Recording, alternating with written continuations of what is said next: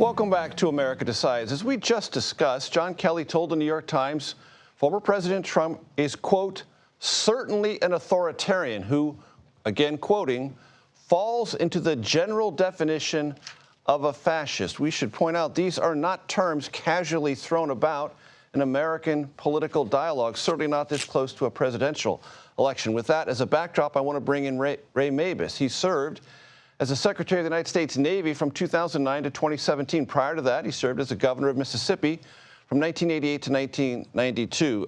Ray, it's great to see you. Thanks for joining us. If you have any assessment of the potential political impact of this, I offer that opportunity to you. But I also want you to tell our audience how rare it is for people who served with any president, Republican or Democrat, particularly those who served with a military background, or to say things of this nature. How rare that is. I know John Kelly very well, a Marine four-star, rose to the very top of the American military as a Marine, lost a son in Afghanistan. And just as you said, this is an extraordinary thing for somebody of John Kelly's background, of John Kelly's stature, to say on the record. And I think it shows the depth of concern that he has, the danger that he sees to American democracy. This is the most dangerous time for American democracy, perhaps since the Civil War.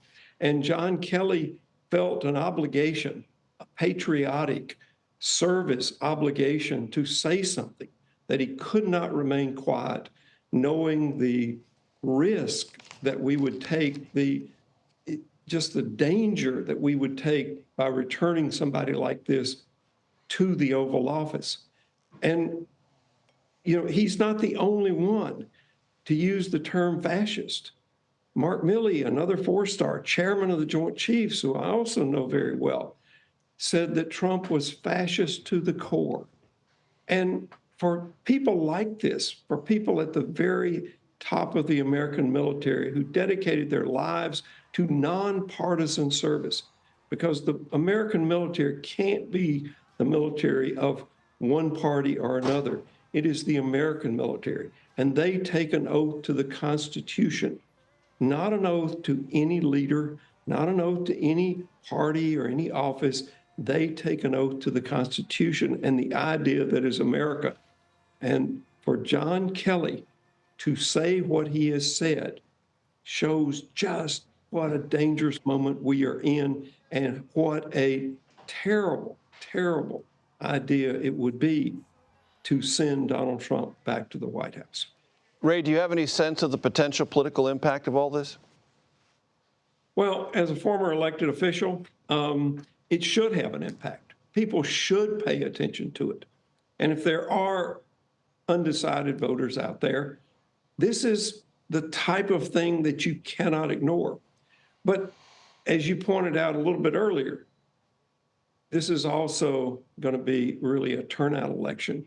And for those people who are wondering whether to vote and how to vote, if this doesn't motivate you, if this doesn't frighten you, if this doesn't concern you about America, America's future, not just for us, but for our children, then I don't think anything will. So I think it should have a political impact, and I believe that it will. John Kelly is too iconic a figure. John Kelly represents the military, the military is the most trusted, most respected organization in America today. So, you know, to have John Kelly say this, and to say that that Trump would put the military at risk, to say that he would put the military in his personal service to use against American citizens, and that he was worried that Trump might use nuclear weapons, and took steps, he and Milley took steps to make sure that Trump couldn't do it. The political impact cannot be nothing.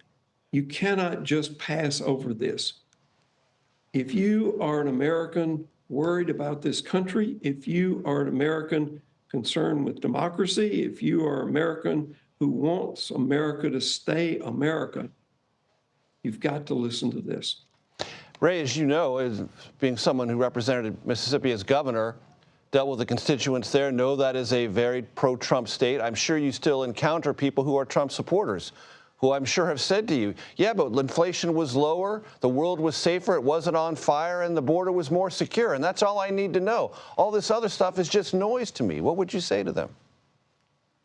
Well, number one, I can argue those policies all day. But I'm sure you could. I'm sure you could. But this overwhelms any particular policy because it's not going to matter on those particular policies if we don't have a democracy anymore.